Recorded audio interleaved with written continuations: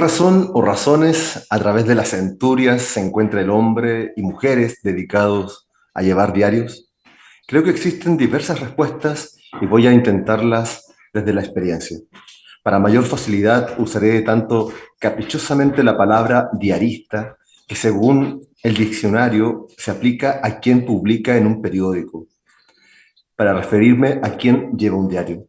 De la misma manera que quien escribe novelista es un novelista, quien escribe diarios a diario lo voy a llamar diarista. Hola, ¿cómo están? Nos encontramos una nueva semana más aquí en Voz Alta por las plataformas de USTV. Estoy transmitiendo desde Guadalajara, México, para todo el continente y el mundo y quiero saludar al equipo que hace posible en los estudios de Santiago de Chile, de USTV, todos los capítulos. Somos la red de televisión de las universidades del Estado de Chile con mayor cantidad de contenidos culturales, educativos y científicos del país, los que divulgamos y difundimos a través de www.ustv.cl, también por la señal del 14.4 de la televisión digital de la región metropolitana y por Sapin TV por el canal 165 para todo Chile. También nos puedes ver y seguir a través de nuestras redes sociales, las que puedes revisar a través de Facebook, Instagram y YouTube como programa en voz alta y encontrarás todo el contenido nuevo de la semana y los capítulos anteriores. Soy Víctor Munita Fritis y estoy aquí en voz alta. Vamos ahora con la presentación de nuestra invitada. Natalia Vervelagua Pastene es una escritora, artista visual y guionista chilena. Nació en 1985 en Santiago de Chile. A partir del año 2006 se traslada a Valparaíso, lugar donde comienza su trabajo literario que incluye diferentes géneros, hecho que forja su estilo literario, el que experimenta distintos formatos e híbridos como la poesía, la novela y el cuento, el collage y el arte textil. Según propias palabras de Natalia, agregarle riesgo y peligro a la literatura es parte de su búsqueda e impronta, ya que para ella continuar haciendo más de lo que ya existe no es algo que la cautive en su creación narrativa. Natalia Vervelagua busca plasmar una historia diferente, que se alimenta de personajes y la relación de estos con la ciudad y sus bares, el cementerio, las calles o el hipódromo, mostrando lo que nadie ve, o dicho de otra forma, aquello que nadie quiere ver. Entre sus obras más destacadas encontramos Valporno de 2011, La Bella Muerte de 2013, también aparece Hija Natural de 2019 y Fíbula de 2021. Su trabajo Fíbula fue ganador de la beca de creación literaria en novela inédita del Ministerio de la Cultura, las Artes y el Patrimonio. También destaca su obra Valporno como el libro más vendido durante la edición número 30 de la Feria del Libro de Viña del Mar el año 2012. Provocando gran revuelo por la forma tan singular en que se aborda el sexo. Además, es gestora y diseñadora de cortos Taller de Cine Social, el cual se llevó a cabo con el Laboratorio Creativo de Mujeres Agua Rosa Lab. Hoy, en nuestro programa En Voz Alta, te presentamos a la escritora y artista visual Natalia Vervelagua Pastene. Estoy con Natalia Vervelagua. Qué gusto es tenerte aquí en voz alta, Natalia. ¿Cómo estás? Hola Víctor, bien, ¿y tú? Contenta Mu- de verte después de tantos años. Qué gusto de verdad es poder tenerte aquí en el programa en voz alta, en el capítulo ya número 14. Nos queda un capítulo para cerrar este ciclo de la segunda temporada. Ya llevamos más de 30 programas en el aire y de verdad que es todo un gusto, un placer, un honor tenerte acá en nuestro programa y poder conversar sobre lo que estás haciendo. ¿Dónde estás, Natalia, en este momento? Porque yo te hacía viviendo en Curanipe, allá, y parece que te cambiaste de ciudad en Chile. Sí, estos últimos años me he cambiado bastante. Vivo un montón de años en Valparaíso, después pasé por Santiago, después Curanipe 2 años, esta pequeña caletita ahí en el Maule, y después ya Algarrobo 1 año y medio y ahora 2 años de vuelta en Valparaíso, así que volví como a mi espacio creativo, así como por excelencia, así que contenta con mi vuelta. Antes de que comenzáramos el programa, te decía que te noto con una energía que se te nota como muy iluminada, que estás como, se te nota la energía como que estás pasándola bien, estás creando algo, en qué estás ahora? ¿Sabes qué? Es interesante lo que me preguntas porque he pasado por toda la literatura. Este año cumplí 12 años publicando y en estos 12 años he tenido de todo.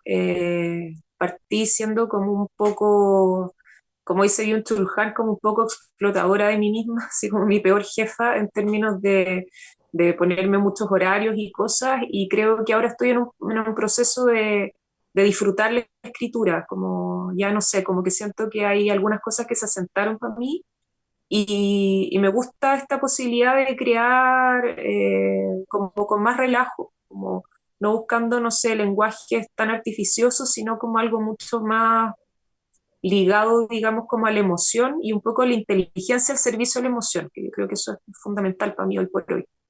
Y acabo de Fíjate. terminar varios Ajá, proyectos, como ujú, acabo de terminar una novela grande, ujú. que ahí está en proceso de edición y estoy trabajando también unos libros de artistas, porque estoy, bueno, ahora estoy mismo en mi taller y estoy haciendo este cruce entre artes visuales y literatura que es algo que las dos cosas me gustan mucho y creo que se puede hacer un muy buen diálogo entre estas dos disciplinas. Oye, tú dejaste en un momento de la universidad, dijiste, voy a dejar la universidad para dedicarme a escribir, algo que has contado muchas veces en medio, pero me parece bien interesante por estas apuestas que hace, que lo veo también en estas formas de estar en una ciudad, estar en otra, y también estar desarrollando actividades una tras otra, manteniendo también este oficio de escritora que desarrolla y de artista en general. Sí, para mí fue una decisión súper vital, como radical, si se quiere, en ese momento. Claro, ya estudiar literatura o lenguaje era para mi familia como una suerte, no sé, pues como que iba a ser como una especie de vagabunda ilustrada. Y después más encima, claro, fue como abandonar la universidad para ser escritora, pero es una decisión de la que no me arrepiento para nada, porque he tenido que ir explorando y estudiando por mi cuenta. El hecho de que haya renunciado a la universidad no significa que no estudie, he estudiado un montón en estos años, pero sin esa presión académica, sino como estudiando cosas que en verdad me interesan, en la búsqueda también de una voz más personal, de saber realmente qué es lo que quiero contar, de acercarme lo más posible a eso. Entonces, claro, es como una especie de decisión diaria, pero estoy contenta con ese camino que he hecho hasta el momento y profundizando siempre, sobre todo las escrituras que tienen que ver con el yo. Me interesa mucho ese filtro, ¿no es cierto?, de aquello que veo y cómo soy capaz de razonar sobre eso y devolver tal vez a los lectores mi visión de mundo, que es una más dentro de una enorme cantidad de visiones y de observaciones, pero no sé, el análisis de los sueños también, la escritura de diarios, para mí ha sido como una larga, no quiero decir carrera, porque no lo siento como una carrera, no me siento como en competencia, pero sí un largo camino, como un proceso que ha tenido de todo y que me tiene contenta. Oye, Natalia, como que a los artistas, las escritoras, los escritores les cuesta decir que tienen una carrera de escritor porque como que lo ven como una competencia. ¿Será por este chiste que hizo alguna vez Parra? ¿O por qué nos cuesta tanto pensar que sí, esto es una carrera? ¿Crees tú? Es que claro, como no creo tanto en la validación académica, que creo que es Ujú. como una de las cosas esenciales para una carrera, yo creo mucho más en el concepto del oficio. Me interesa mucho más, como no sé, el zapatero que lleva 30 años haciendo zapatos, evidentemente que eso se va notando en ciertos detalles, en ciertas finezas, en cómo se resuelven tal vez ciertas problemáticas de una manera más sencilla y más creativa. Yo creo que mi búsqueda ha ido más que nada como por ahí. Y también, bueno, porque en Chile hacer carrera es algo que prácticamente no existe. O sea, si ya entráramos como en esa definición del hacer carrera, es como, en realidad, ¿qué significa hacer carrera? Cuando en realidad el público lector no es tan grande, eh, no, en realidad los que más compramos libros yo creo que somos los escritores porque en Chile hay como hay un superávit de poetas y de gente que quiere escribir o eh, que escribe, ya sea autopublicaciones. Entonces lo veo mucho más como un oficio, como una vocación, algo que está como más cercano como a mi experiencia vital y también incluso como desde una perspectiva espiritual en relación a la literatura. Decías que mantener esto como un oficio, como el del zapatero, cualquier otro oficio, y también pensaba esto de dedicarse a estudiar. Muchos creerán que los escritores solamente escriben y no están haciendo otra cosa más que dedicarse a la escritura, que bueno, es lo fundamental, pero finalmente están constantemente estudiando, desarrollando otro tipo de textos, vinculándose a la academia de algún modo y siempre están en constante preparación. Es tu caso también. Sí, o sea, es como buscar todos los ángulos posibles del lenguaje y sobre todo que en mi caso hice una segunda como apuesta radical después de dejar la universidad, que fue como quiero ganarme la vida en la literatura, sea lo que sea que eso signifique, porque yo no tenía referentes al respecto. Entonces, claro, como que he hecho todo lo que ha estado más o menos de la mano de la escritura. No sé, doy talleres, charlas, he hecho escritora fantasma, estuve trabajando en guiones, eh, he hecho colaboraciones con otros artistas, como que en realidad me he vinculado de muchas maneras, pero yo creo que al final lo central es como el lenguaje desde un punto de vista creativo. Yo creo que ese es como el norte, digamos. Oye, ¿siempre estuviste vinculada a las artes? Porque dice, no tuve perdón, no tuve cierta referencia y siempre estuviste vinculada desde pequeña. Tú naciste en Santiago, viviste ahí, estuviste siempre, tuviste esta referencia en tu hogar. ¿Cómo fue tus inicios en esto? Bueno, mi familia es una familia bien particular en el sentido que la mayoría de mi familia materna, que fue con la que me crié, había mucho laboratorista dental y dentista. Entonces era como el ámbito de los dientes era como uno de los grandes como polos a nivel de a qué se dedicaron.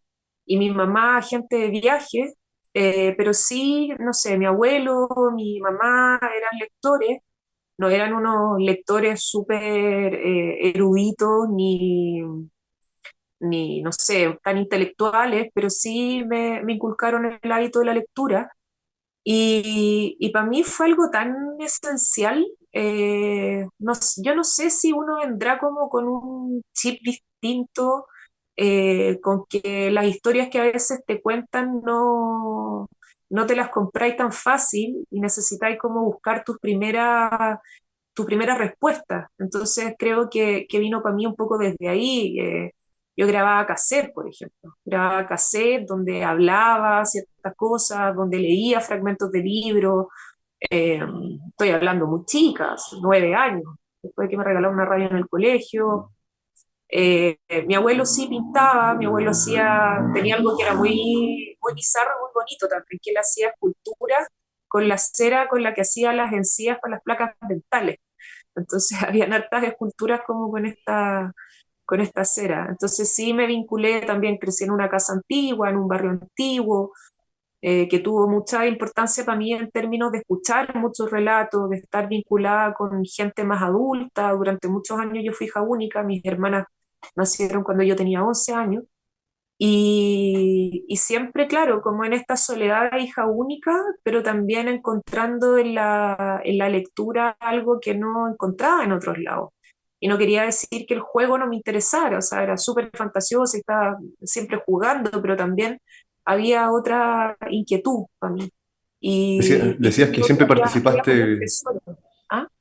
Decías que siempre ibas como a cementerios, también te escuché por ahí en una entrevista que era como una actividad habitual de asistir a estos lugares. Sí, o sea, hay varias cosas que yo podría decir dentro de mi biografía como más de chica, cosas que son como un tanto literarias. Por ejemplo, el que en mi familia siempre se hablaron de los muertos como si siguieran vivos. Entonces, como que siempre estuvo esa dinámica y de ir mucho al cementerio general a ver a mis tíos abuelos, a mis bisabuelos que no conocí. a dejar flores con mi abuela. Eh, También, no sé, teníamos la dinámica en esa época que vivía solo con mi mamá y mi abuela, de cada vez que tomábamos desayuno los fines de semana, que cada una contara su sueño. Entonces eran mi abuela, mi mamá y yo como niña tenía ese espacio para hablar de aquello que soñaba. Entonces, este mundo como un tanto, una mezcla como entre rareza, un tema como más espiritual, además, no sé, iba a un colegio monja, estaba súper como enganchada con el tema de la religión, con la figura de la Virgen, en una época, de hecho hasta me creía como un poco Laura Vicuña, como la beata Laura Vicuña, entonces tenía como la fantasía que podía ser santa, pero después ya era como la santidad, digamos, que no iba de la mano como con otros intereses que se iban asentando. Entonces, de toda esa mezcla de, no sé, de quehaceres, de historias, de soledad también, y de fantasía, porque insisto en que era súper fantasiosa. eh, Creo que ahí sale como esta necesidad de contar las cosas desde mi punto de vista. Oye, yo creo que estaba pensando que he escuchado a varios escritores y artistas en general que pasaron por un momento de creer que estaban como en una etapa justamente como de santificación, especialmente como en la adolescencia, pensando en que a lo mejor son como los ungidos, la persona que tiene ciertas condiciones para poder, perdón, para poder ser como tocado por esta mano divina que aparece, y no sé por qué se da, y se da mucho en los artistas, especialmente en la adolescencia, ahí como que algo ocurre, que es como una revelación, ¿no? Es que la literatura yo creo que tiene aspectos que son muy místicos en general, o sea, en estos años que he estado escribiendo, que ya, no sé, también sacaba la cuenta que mi primer diario de vida lo partí a los 9 años y desde ahí he tenido una práctica sostenida de escritura. Entonces quiere decir que ya llevo casi 30 años escribiendo. Entonces, tengo 29 años escribiendo diarios de vida, por lo tanto, hay también una perspectiva un tanto mística porque me han pasado también cosas muy extrañas, o sea, hay momentos de profunda conexión donde yo te podría decir, yo no sé si aquello que escribí salió realmente de mi intelecto o fue que di con alguna frase o algo que en realidad no me pertenece, como así como más medio canalización. Eh, Me ha pasado que me he encontrado con algunos de mis personajes en la calle, así como que de repente Mm. estaba escribiendo sobre algo y me encuentro con esa persona que yo escribí.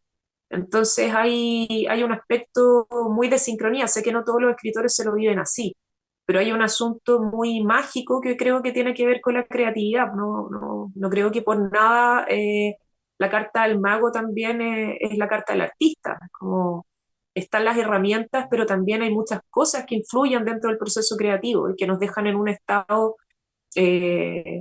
a veces, no siempre, pero a veces en algunos estados especiales. Telier, de hecho, lo decía, como está en alguna entrevista, como esta sensación un poco de intranquilidad. Yo cuando voy a escribir algo que es importante, yo me noto como con una suerte de ansiedad, como que voy a hacer algo, pero en realidad no lo puedo hacer y me muevo de un lado para otro en la casa hasta que me siento y aparece ese algo, que antes no le hacía caso, antes decía como, ah, ya solo estoy ansiosa, ahora no, como que ya con el tiempo puedo percibir a veces esos momentos donde no sé si es una concentración especial o qué, pero se hace la magia.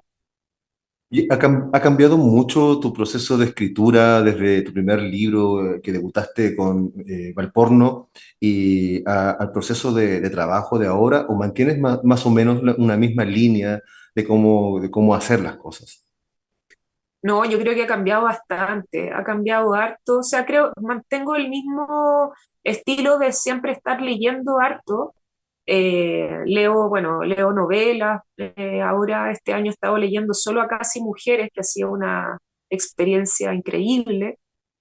Eh, También, no sé, estudiar otras cosas, leo harto de psicoanálisis, me interesa el relato de los sueños, anoto aquello que sueño, me meto en eso también, a sacar imágenes. que en realidad, no sé, desde el punto de vista del sueño, por ejemplo, lo tomo como estas ayudas que a veces te manda el inconsciente. El inconsciente tiene un lenguaje que es muy simbólico y me gusta meterme ahí porque son símbolos propios. O sea, hay cosas que se comparten, por supuesto, pero es como de cómo mi propio cerebro me habla a mí y me representa ciertas imágenes. Y ahora la verdad que tengo un estilo mucho más libre. Ya no me paso, no sé, 12 horas frente al computador intentando hacer algo, sino que estoy todo el tiempo trabajando. Yo me levanto muy temprano todos los días. eh, no sé, en general estoy en pie a las 7:30 de la mañana, 8 de la mañana. Y no sé, en el mejor de los casos ya a las 10 estoy haciendo algo. Y eso tiene que ver desde hacer collages, no sé, pues ahora mismo estoy en mi taller, escribir, leer, a veces salir a la calle también, porque el hecho, no porque escriba diarios de día tengo que estar necesariamente encerrada, sino que también es importante ver qué pasa afuera. Y ahora me lo tomo con mucha más, no sé, como con más tranquilidad. Por ¿Qué, eso creo que qué es más pasó difícil. ahí, Natalia, pasaste de ese estado a otro, tomártelo con tranquilidad? ¿Qué ocurrió? Porque también de manera personal veo que estabas de repente publicando en grandes editoriales, apareciste recurrentemente en los medios de comunicación, pero fue como que algo dijiste, aquí hay algo que no me gusta. Y eso es una mirada muy personal, no sé si estoy en lo correcto, ¿no? Y cambiaste de estar constantemente en las, ¿cómo se llama?, en los medios y dijiste, mejor lo hago yo sola, ¿ah? Cambiaste como algo, no sé si estoy en lo correcto, ¿no? Sí, creo que una parte importante de este proceso fue cuando me fui al sur. Fue justo, me fui meses antes de publicar Hija Natural, que iba a ser con una editorial grande, y la verdad que yo vivía en una caleta de, no sé, 2.000 personas, de las cuales vi muy pocas personas, en un lugar muy desolado también, lejos de familia, lejos de amigos. Entonces, este irme hacia adentro me confrontó creo que con muchos aspectos, como por una parte esta ansiedad tal vez del mundo literario de cuando estoy muy metido participando, y yendo a todos los lanzamientos y presentando todos los libros, como que me hizo tomar como un poco una mirada un tanto más distante sobre eso. Y además, no sé, pues como darme cuenta de esa intranquilidad, tal vez. La literatura a mí me ha servido mucho desde un punto de vista terapéutico, en el sentido que me he sacado muchas imágenes que han sido muy duras para mí y no he esquivado eso, como que he ido a la búsqueda de hecho, el porno creo que tiene harto de eso y varios de mis libros también. Eh, pero sí, también creo que fue muy importante pasar por ahí y de hecho creo que hubo casi hasta un poco una anulación como un apaleo del ego, porque, bueno, mi marido, el Benjamín, vivía allá y su familia es como muchos de sus hermanos viven ahí. Y yo pasé de ser como una escritora, entre comillas, taquilla en Santiago, a ser la esposa del psicólogo en Curanipe. Entonces, como que no tenía ni nombre, era la esposa de, que fue algo terrible, en cierta forma, pero que también fue como, bueno, así como uno trabaja diariamente por vivir mejor o no sé, que los libros te queden mejor, para cierta gente en realidad no eres nadie, eres un ser humano más. Entonces, creo que este choque entre estas dos visiones me han hecho tomármelo como con más calma. Oye, yo de verdad te agradezco esas confesiones porque en realidad siento que desde un tiempo a esta parte varios escritores les ocurrió como esta misma sensación, pero también hubo un cambio importantísimo al irse como hacia adentro, al decir, sabes que ya no quiero estar en estas grandes transnacionales de libro o sin que no hay una buena propuesta de cómo hacerlo. No quiero estar tanto en los medios. En realidad lo que quiero hacer es algo con esta pasión desbordada o no, pero quiero hacerlo bien, quiero estar tranquila, quiero estar haciendo esto. Le pasó mucho, pero también ocurrió que impactó en el medio literario de algún modo, en donde estas voces ya no eran las que estaban llevando ¿cómo se llama? Como el camino de la literatura. Y como que hubo un silencio también en la literatura nacional, como que vivía, siento que hay muy pocas voces realmente que digan cosas y que digan cosas con la realidad de nuestro país también. Sí, yo no tengo problemas con la prensa, no fue que me haya querido alejar necesariamente de eso. Ujú. De hecho, a mí me gusta que los escritores estén visibles, porque creo que en la medida que los escritores están visibles, estamos visibles, hay también una desmitificación del oficio, porque como que hay mucha fantasía en torno al oficio de la escritura, como que el escritor tiene que vivir solo en el campo, como un poco en el estilo Thoreau, ¿no es cierto? O el escritor tiene que pasar en los bares y tiene que estar siempre dispuesto a perder la vida, como al borde de la muerte por la escritura, y yo en realidad no me interesa eso. En algún momento me lo compré, sobre todo cuando era lectora, como que yo veía a los escritores y yo decía como, "Oh, qué vida más radical", y en realidad yo creo que no es tan así, como que hay mucho de mito en torno a eso. Entonces yo creo que el hecho de estar un tanto visible, no sé, si en redes o en la prensa o cosas así, en la medida también de que se habla con cierta honestidad, porque que para mí no es algo muy difícil, porque como estoy escribiendo diarios de vida, en realidad siempre estoy ofreciendo mucho de lo que tengo, como que no me interesa quedar bien cuando estoy escribiendo. Yo creo que en el fondo, tal vez mi mayor apuesta en estos años ha sido mostrar, tal vez con cierta crudeza, a veces con más, no sé, un poco más de amor hacia mi historia, o mostrando las contradicciones o las dificultades, como que el hecho de vivir y de escribir no están tan separados para mí. Entonces, ¿Cómo, hay cómo muchas llegaste, formas de ser. cómo llegaste al tema de los diarios de vida? ¿Alguien te regaló uno? ¿Te encontraste con algo similar? ¿Cómo fue esa experiencia? Bueno, pasó que en mi casa había harto libro, pero de todo. O sea, había desde, no sé, las colecciones de ercillas clásicas que están en todas las casas de clase media chilena, hasta libros de filosofía, había libros religiosos, o sea, libros infantiles, había de todo. Y mi familia dormía siesta en las tardes y yo no podía dormir siesta, entonces me quedaba a veces por un par de horas un poco sola en la casa, como dando vueltas. Y en eso como que el libro que me marcó mucho fue Madame Bovary, que lo leí a los 11. Y cuando leí ese libro, lógicamente yo creo que no entendí la totalidad de lo que estaba leyendo, así que no tenía, no sé, la comprensión suficiente como en términos de edad, no sé, de madurez intelectual, pero sí hubo algo que me dijo, esto es otra cosa, es muy distinto a lo que yo he leído, como que acá hay algo que es nuevo para mí. Y a los 9, el día de mi primera comunión, la hermana de mi mamá, mi tía, me regaló un diario de vida. Y justo invitaron a una compañera al colegio con la que yo no me llevaba bien. Invitaron a esta, a esta compañera a esta celebración de mi primera comunión.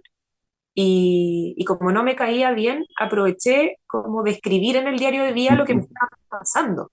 Entonces fue como que partí desde una mini crisis infantil. Y de ahí ya no paré más, pues, como que empecé a narrar las vacaciones, bueno, también el diario, no sé, desde el diario infantil a la agenda o cosas así, tiene mucho de, no sé, como un registro y una documentación, es como si te comiste un dulce, fuiste y pegaste el envase, si fuiste a un parque nacional, pegaste la entrada, entonces como esta necesidad como de archivar, de dejar constancia. Yo creo que eso es algo que me marcó mucho, como de, ojo, estoy aquí, existo. Oye, es muy interesante eso porque se basa en los conceptos actuales de la microhistoria, que no es algo tan antiguo y que de alguna manera se comienza a desarrollar casi en los 80 y 90, justamente aquí en México, con la historia de un pequeño pueblo un señor cuenta la historia del pueblo, pero a través de sus habitantes y dice, está pasando una guerra en tal lugar, está invadiendo cosas en tal parte, el gobierno hace tal cosa, ocurre esto en otro lugar, es la macrohistoria. Yo le empiezo a contar esta historia del vendedor de sillas que pasa por fuera de su casa, la señora que vende el maní, la que está vendiendo frutas más allá, y empieza a contar estas historias, las empieza a crear, y nace este concepto de la microhistoria que lo llevaron también al audiovisual, y de verdad cuenta una historia paralela a esto. Y me llama la atención que no veíamos antes el diario de vida como eso, lo veíamos como solamente un diario íntimo, pero hoy día es realmente un material sumamente importante para el estudio de la historia en general. Sí, en Chile ha habido opiniones súper encontradas al respecto. O sea, la crítica literaria en un momento cuando, sobre todo los escritores más jóvenes, empezamos a trabajar con diarios de vida o con libros más cercanos a la autobiografía o lo testimonial, la crítica literaria en realidad como que encuentro que reaccionó mal al respecto. Fue como, ¿por qué estos cabros chicos están hablando de su vida como si fuera muy importante? Y mucha crítica en relación al ombliguismo, por ejemplo, que es una frase, una palabra que en Ujú. realidad me carga. Eh, yo creo algo totalmente distinto. Yo creo que estos relatos es necesario que estén. Eh, y también como fueron muy importantes, según lo que tú mencionáis, en mi familia se mandaban muchas cartas. Entonces, yo fui como una especie de depositaria de cartas familiares donde se hablaban temas que eran a veces divertidos, a veces dramáticos, a veces muy cotidianos. Y este registro de estas cartas familiares también me han hecho un poco armar ciertos puzzles en relación a mi propia historia y como, no sé, de cómo mi familia llega a un barrio, de por qué se casan mis abuelos, de análisis de fechas, de cosas así. Y creo que a través de estos relatos que son súper íntimos, igual podemos conocer el mundo de una manera que es impresionante. De hecho, no sé, hay dos escritoras que a mí me encantan, que una es Annie Ernaux y la otra es Deborah Levy, y las dos han hecho un trabajo autobiográfico maravilloso. No sé, Virginia Woolf también lo hizo, hay muchos datos y yo no veo el diario de vida como una moda, sino como como un lenguaje, que es un lenguaje que a mí me gusta explorar. Me gusta ver cómo voy cambiando mientras voy escribiendo, de cómo lo que pensaba hace un año atrás ya no lo pienso. Creo que es no solamente te sirve como registro sobre procesos interiores, sobre también cómo van cambiando los barrios, cómo van cambiando las ciudades. El Valparaíso que yo describía en Valpón no es un Valparaíso que hoy no existe, es un Valparaíso que es totalmente distinto al Valparaíso en el que yo vivo hoy. Y sin duda que terminan siendo a veces documentos gráficos y, y está bien que existan. Estamos conversando con Natalia Verdelagua, aquí en la red de televisión de las universidades del Estado de Chile. Tenemos aquí la mayor cantidad de contenidos culturales, educativos y científicos del país. Natalia, de verdad, escucharte hablar de esto me gusta mucho. Yo me dedico a la historia, a la investigación histórica, entonces entiendo que la importancia de los diarios de vida. Conozco personas que escriben a diarios, contando la historia de cada una de las actividades que realizan. Tenía una casa, una señora, la madre de un cineasta chileno, de Jerko Rabrik, tiene una habitación llena de cuadernos que ha escrito desde que aprendió a escribir y tiene la información de sus hijos, la información de su madre, pero tiene cuadernos, son una cantidad. Yo siempre le digo, ahí está la historia de la ciudad de Copiapó, donde yo nací, está escrita en ese lugar, y me parece impactante que ocurra esto, pero también importante que, por ejemplo, personas como tú pudieran estar dando siempre talleres en escuelas, en lugares, para que esta actividad de la escritura a diaria se convierta en un trabajo que puedan realizar estudiantes en las escuelas, contar de una forma terapéutica, como también lo decía labor de rescatar estos relatos que no necesariamente son de escritores profesionales, sino de personas que habitan un espacio. Creo que en Chile hay una deuda enorme con eso. Siempre salen libros y cosas que están, algunos destacan, otros no, pero qué importante es, por ejemplo, para una nieta o para un nieto saber ciertas cosas por las que pasó su abuelo, por ejemplo. Saber cómo cambió su barrio, saber por qué habita. Este año que se cumplen los 50 años del golpe, eh, hay muchos relatos que quedaron silenciados y todavía tenemos un tema con el silencio. El asunto del silencio todavía es un gran tema aquí.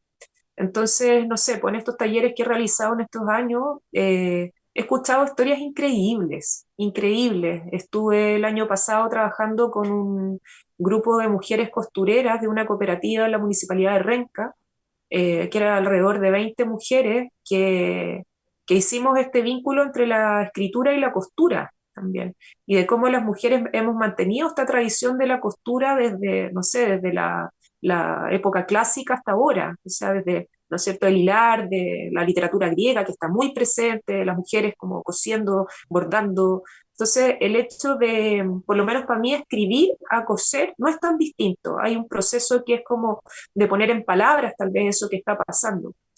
Y la verdad que creo que estos relatos no debieran perderse. Me ha tocado trabajar con muchas personas en estos años y creo que tal vez uno de los roles que podríamos tener los escritores es como ser también estos mediadores, no necesariamente de lectura, sino también mediadores de escritura, de facilitar los procesos de otros. Y si yo me demoré 10 años tal vez en saber qué es lo que quería decir, si puedo facilitarle ese proceso a alguien y que lo haga en un año, es tal vez lo que me hubiese gustado que me pasara a mí cuando recién estaba escribiendo. Entonces creo que también hay como una perspectiva no de superioridad, sino de una horizontalidad. Soy una persona que narra, soy una persona que cuenta, soy una persona que tiene una historia. A veces como que no nos damos cuenta y no escuchamos nuestra voz también, y esa voz que a diario nos dice, oye, voy a la cocina a preparar tal cosa, y está esta voz interna diciéndonos cómo preparar tal platillo, o me levanto de la cama, voy a hacer esta actividad durante el día, y si todo eso lo escribiéramos, podríamos hablar de una historia familiar, así como esa construcción también de los antiguos álbumes de fotografías que se hacían y que la gente iba coleccionando y escribía mensajes tras la fotografía, ¿no? Sí, y por ejemplo, a mí me pasó mucho que, claro, he estado en esta como dicotomía entre ser como dueña de casa y escritora. Entonces, me pasaba que cuando estaba escribiendo, antes de que tuviera mi taller, estaba escribiendo y decía, puta que está desordenada la casa, como hoy que soy mala dueña de casa, de ir a tener todo súper ordenado y súper limpio, y sentía como culpa de estar escribiendo y no hacer las cosas que teóricamente debiera hacer una mujer, que en realidad yo no pienso así, o sea, pero una de esas voces así como que son como, yo las defino como una especie de cohetes, como unos misiles que llegan a interferir cualquier tipo de actividad creativa. Y después me pasaba que cuando estaba haciendo el aseo decía, pero ¿por qué estoy haciendo el aseo si yo soy un intelectual? Yo tengo que estar escribiendo. Entonces, en esta dicotomía permanente, hice un trabajo de ir aislando esas voces, como, ¿quién está hablando por mí? ¿De dónde salió esta voz? ¿A quién le escuché esta frase? Entonces, en la medida que uno que es capaz de ir aislando esa frase y decir, mira, en realidad esto es más cercano a lo que yo siento, a lo que yo pienso. Esto en realidad no, po. Esto viene a lo mejor de mi abuela, de mi madre, de mi padre, no sé, de mi abuelo. Ahí empieza a aparecer lo propio. Entonces, este ejercicio como de autoanálisis permanente que tiene para mí el trabajo autobiográfico es algo que no solamente me ha hecho crecer tal vez como escritora, sino también me ha hecho crecer como en términos de mi voz, saber qué quiero decir, saber qué es como lo que va conmigo interiormente, como ese algo que no se equivoca, como esa especie de guía interior tal vez. Muy interesante lo que planteas porque se refiere mucho también a esta famosa escuela de los anales en Francia, que toma las historias particulares para poder completar la historia general de un país. Es una forma de estudiar la historia. Y finalmente el diario de vida también es una forma de completar una historia familiar, pero una familia que también se cuenta la historia de un barrio y el barrio cuando empieza a contar su propia historia, también cuenta la historia de la ciudad, del país completo. ¿Cómo haces ese proceso para poder que tu historia particular se vuelva una historia general? Es que creo que mi voz es un asunto, pero también tiene que ver con qué es lo que a mí me impacta de aquello que veo. Es como por los lugares por los que transito, no sé, las calles por las que paso, en qué me detengo, que yo creo que es uno de los ejercicios que a veces hago con mis alumnos, de cómo voy generando como una especie de mapa entre todo aquello que me impacta de alguna forma, que me emociona. A veces me emociona para bien, a veces me emociona para mal, pero hay una emoción. Entonces, puede que yo esté con un pensamiento diario, despierto con Ujú. una idea y de repente salgo a la calle y eso se transforma en una persona, se transforma en una conversación, a veces que escuché en una micro. Eh, a mí me gusta estar en espacios donde hay gente, donde pueda escuchar otras historias también. Entonces, creo que al final, si pudiera entrar como a la mecánica de la literatura, para mí la mecánica de la literatura es una mecánica de la memoria. Y esta mecánica de la memoria, en mi caso, se refiere a cómo establezco relaciones entre cosas que teóricamente no debieran tocarse.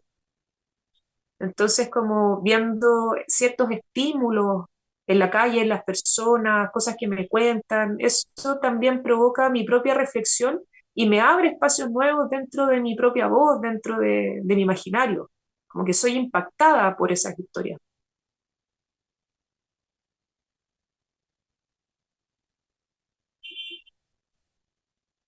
Perdón, yo estaba hablando y estaba en silencio. ¿Cómo son esas historias que van apareciendo, como por ejemplo en el libro Fíbula, aparece esta idea de la psicoficción? Habla de cómo vas contando una historia, cómo vas creando, por ejemplo, Valporno también, Hija Natural, en base también a este proceso de diarios, ¿así? Bueno, Fíbula es un caso muy especial dentro de mi trabajo en estos años, y viene de un proceso que para mí fue muy clave, que fue un proceso de crisis profunda. Estaba en una crisis existencial muy grande, eh, que me llevó de hecho como a estar como como a revisar tal vez como uno de los grandes traumas vitales para mí. Y me di cuenta que dentro de estos espacios de trauma a veces nos acercamos mucho a la irrealidad, como que ya no sabemos qué es real o no. Es decir, este suceso que yo teóricamente viví, ¿fue realmente así? ¿O es solamente como que tengo ciertos fragmentos y me quedé pegado? Hay una emoción que está como un tanto enquistada en ese punto, de la cual no he podido salir. Entonces, en Fíbula hay este proceso como un tanto delirante por el que pasé, un proceso depresivo así bien importante, y, y creo que ahí trabajo mucho en lo que es la deconstrucción del lenguaje, es decir, como ya nada me hace sentido, o sea, dudo de las palabras que utilizo, las historias que pensaba que eran mías en realidad ni siquiera sé si lo son. Eh, no sé si los sueños que tengo son informaciones sobre cosas, no sé si son elementos residuales, como una gran pregunta, como el que cuestionarse todo. Y hacer un viaje a través de fragmentos, ¿no es cierto? Como de retazos, como que tengo pequeñas piezas.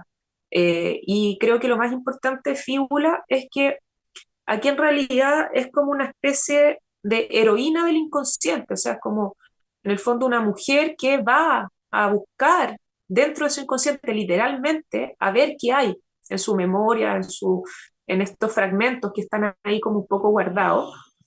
Pero si lo pienso ahora, eso es lo que pensaba hace un rato atrás. Pero en realidad ahora creo que ni siquiera es una heroína. Yo creo que es como este viaje profundo, interno, delirante a veces, surrealista, Entonces es un libro que en realidad a mí me fascinó escribirlo. Fue un libro difícil de terminar para mí, pero fue un libro que me fascinó y que siento que aprendí muchísimo de escritura y como de este cuestionamiento llevándolo a un nivel extremo tal vez. Y de cómo uno se va encontrando también en eso. A veces es necesario como esta desfragmentación o este, no sé, como esta sensación de ser un poco como una especie de envase quebrado, así como cómo me armo de nuevo. Y buscar dentro del lenguaje o dentro de las imágenes aquello que te salva, de alguna forma, que te salva, ¿no es cierto?, del delirio total.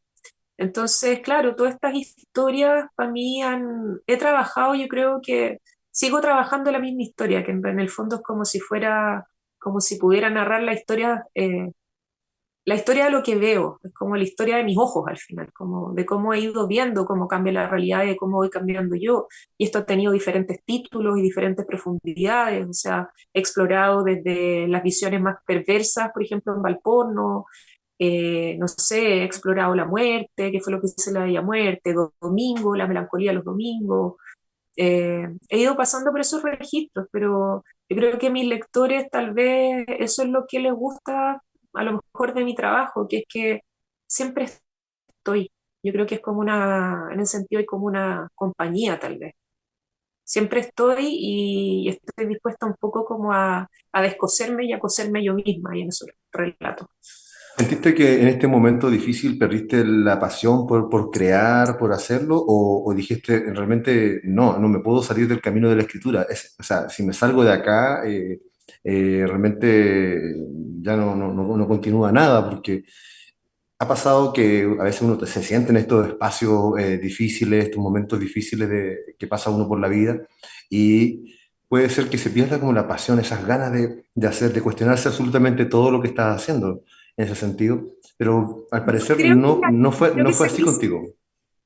es que yo creo que las crisis son fundamentales para eso. O sea, yo creo que un escritor que no se cuestiona si aquello que está escribiendo es necesario o no, si uno no es capaz como de poner bajo la lupa tal vez las imágenes con las cuales está trabajando, te vaya a mantener siempre en un nivel de superficie.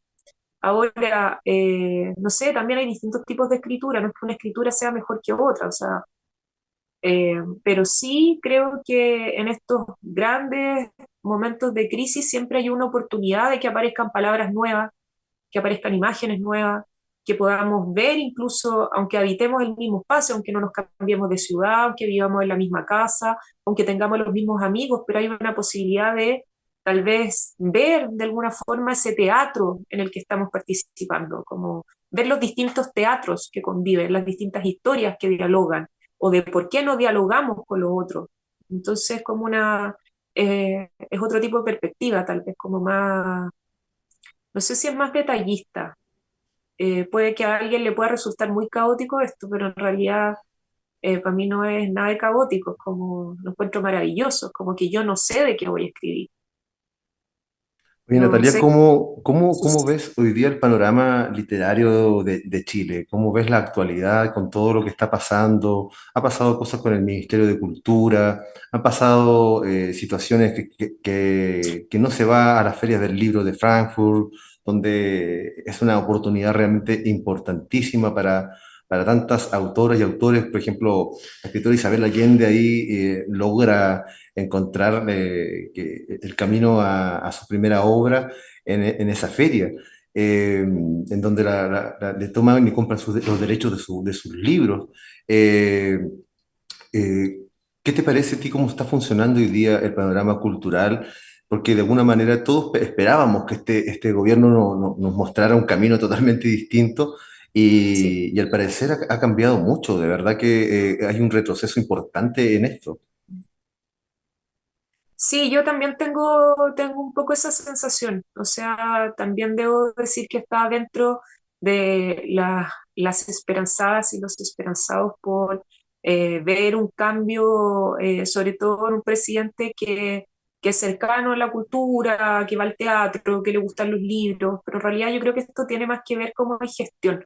Yo creo que desde ese punto de vista la cultura está muy desde el nivel de lo simbólico, así de, la cultura significa esto, la cultura es muy importante como a nivel de un discurso político, pero en la práctica si uno ve cómo se han ido moviendo, sobre todo estos últimos 2 años, como lo errático del ministerio, de, no sé, esto que pasó con la Feria Frankfurt, eh, y muchas otras cosas también, porque estos son como los casos tal vez más emblemáticos, pero hay muchas cosas que son cabos sueltos.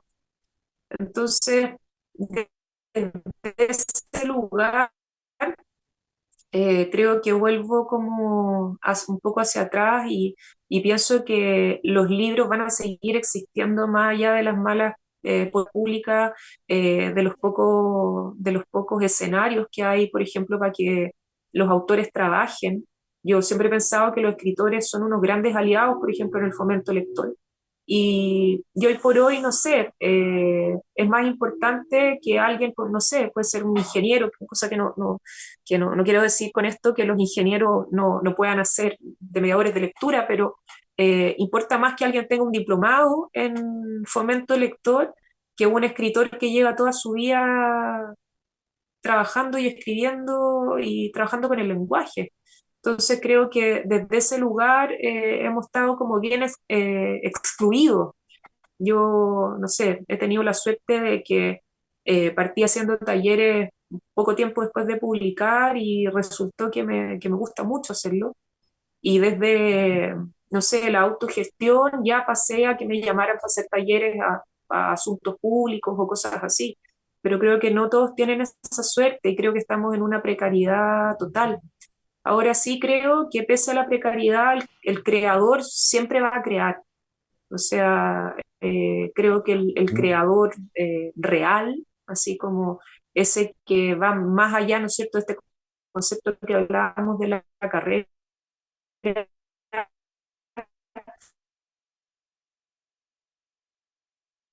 siempre va a buscar los medios. Lógicamente que me gustaría ir, estamos aportando un poco a eso, todo el que participamos de este mundo. Pero los libros van a seguir existiendo y van a seguir apareciendo formas nuevas y bueno, como en todo parece que nos vamos a tener que adaptar, ¿no? Oye, ¿qué te parece un poco que de tantos años que llevamos participando en ferias internacionales, en eventos como país, la cadena del libro, esta ecosistema que le llaman ahora del libro, aún no funciona como tal. Los libros de los escritores y escritoras chilenas, si no es por amistad, si no es porque se consiguieron alguna cosa, llegan a estar en distintas librerías de distintos países. Y es como el evento que ocurre, por ejemplo, en la Feria del Libro de Guadalajara, la Feria del Libro de Ciudad de México. Conversaba el otro día con Nona Fernández y Nona me decía, soy yo la que tiene que a veces estar llamando a tales personas para que, oye, puede estar mi libro en tal lugar, puedo estar haciendo tal cosa. Y me decía, y le decía, no, no, pero tú eres una persona ya muy conocida y todo, sí, pero tengo que estar ahí atenta para que nadie se salte ese paso para que mi trabajo, mis acciones sean óptimas, me decía. Entonces, ¿qué te parece a ti que llevamos 30 40 años, no sé, en este mismo forma de hacer las cosas, pero no parece cambiar nada? Sabes que yo no sé si es un asunto de voluntad, que no existe la voluntad suficiente como para hacer que... A mí no me gusta el formato del ecosistema del libro, en realidad, porque si esto fuera un ecosistema, habría espacio para todo, así como funciona realmente un ecosistema, que en el fondo todas las plantas pueden convivir y el que le hace sombra a la enredadera que está abajo, también la enredadera tiene la posibilidad de seguir creciendo. En este caso no, para mí el ecosistema del libro es algo que es más una utopía que una realidad. Y es cierto, a mí me ha tocado participar en ferias de libros y creo que, no sé, pues al autor le piden, además, o sea, te organizan, no sé, vaya a estar en una mesa de diálogos latinoamericanos tal vez, pero además tú te tienes que armar tu agenda con otros escritores allá y organizar, ser como un poco productor de tu ida. Entonces, como, yo creo que eso finalmente habla como de una desidia profunda y también de una obligación como que nos obligan un poco a los autores a ser como productores de nosotros mismos, que creo que es algo que en realidad no debiera ser así. O sea, si ya hay una inversión desde el punto de vista que te invitan, que hay que pagar pasajes, que hay que pagar estadía, hay un montón de recursos que se invierten en eso, hace falta tal vez como un organismo o algo que se encargue de que efectivamente el autor que sale de Chile con sus libros tenga una relevancia, tenga una importancia, que esas plata en el fondo no sean malgastadas también. Y otra cosa que creo que es una lata es, no sé, pues los stands de Chile para mí es como, en general se parecen más como una fonda en las ferias de libros, más que otra cosa. O sea, uno ve siempre el stand de Chile y es tan penca, es feo, o sea, hay tanto artistas visuales, o sea, también estamos muy aislados, como que no está este vínculo que debiera ser este vínculo virtuoso, ¿no es cierto?, entre las artes también. Es como que la literatura está muy sola, el escritor está muy solo.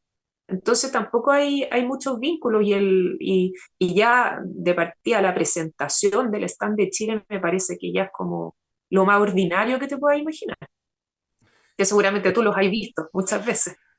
Sí, sí, me ha pasado además que me incomoda mucho en los stands es la forma en que se llevan las comunicaciones de esos lugares, cómo se lleva la comunicación del autor. A veces los autores no tienen sus libros, o sea, es realmente rarísimo, por decirlo de un modo, de que llega el autor o la autora y no está el libro que va a presentar, no ha llegado, no se hizo bien esa conexión. Esas cosas se desconocen porque solamente interesan muchas veces solamente la cifra al final de año para que todo cuadre y las personas se sientan muy felices en el área administrativa. Lo digo porque también trabajé en el área pública en Chile. Entonces, conozco que al final de cuentas lo que cuenta es el resultado y no este proceso que podría ser un proceso maravilloso. Sí, también como con las figuras que se establecen, o sea, ya, todo ok con Gabriela Mistral, que la encuentro una autora extraordinaria, ya, premio Nobel, Neruda también premio Nobel, pero ojo que hay una cantidad de autores y de autoras magníficas que están disponibles, que estamos vivos, y yo creo que hay que salir un poco de esas figuras como totémicas. Yo creo que hay que dejar de mirar al tótem y hay que ver lo que hay que ver lo nuevo, hay que tener una mirada sobre hacia dónde vamos, qué queremos conseguir, como, no sé, apelar también como a estos nuevos discursos, como mostrar estas nuevas formas. Salir un poco de la estatua, digamos, como salir de la estatua y ir a un proceso que es más dinámico, que está más vivo. Yo creo que ahí efectivamente también va a existir un ecosistema. En el fondo, cuando los escritores que estamos en pleno oficio tengamos esa posibilidad tal vez y de debatir también sobre ciertos puntos. Hay muy poca crítica literaria hoy por hoy también. Cada vez hay menos lugares de crítica, cada vez hay menos lugares de reseñas de libros. Entonces, estamos en una crisis bien profunda en términos de, no sé, de esto que le llaman industria del libro. Hay una crisis que es bien profunda. Publicar libros en Chile y en ya distintas partes del mundo está cada vez más caro. Entonces, como, ¿qué va a pasar? ¿Van a sobrevivir solo las editoriales grandes y las editoriales medianas? O también los autores nos vamos a empezar a involucrar con procesos que tienen que ver con la edición, con el diseño, un poco como lo que dice el editor de Barba de Abeja en este libro Escritura Aumentada, que a mí me encantó, que es de ya un asunto como de un compromiso más allá. O sea, yo creo que la publicación siempre va a existir, incluso en los momentos de mayor crisis, pero yo creo que hay que ponerle voluntad también. Y, y a veces muchos de los cargos públicos están tomados por personas que tienen, no sé, mucho currículum académico, pero poco conocimiento sobre el sistema en sí. Entonces, mientras se siga privilegiando el currículum académico, el cartón, digamos, por Ujú. sobre otras cosas, yo creo que va a ser cada vez más difícil. Natalia, te quiero dar las gracias por esta conversación que hemos tenido. De verdad, para mí es un honor poder conversar contigo y un gran gusto volverte a ver. Gracias a ti también, súper entrete la conversa. Me alegro también que estés ahí en México. Cuando fui a Guadalajara me trataron muy bien. Creo que ahí hay un modelo también que se podría replicar de muy buena forma, porque creo que hay una valoración en la misma feria, te hace sentir como, no importante, sino como que hay un valor en la escritura. Y espero que esto se pueda solucionar en el corto plazo. Así que, bueno, muchas gracias también por la entrevista. Muchas gracias, Natalia, que estés muy bien y muchas gracias a cada una y uno de ustedes que semana a semana nos apoyan. Esto ha sido En Voz Alta.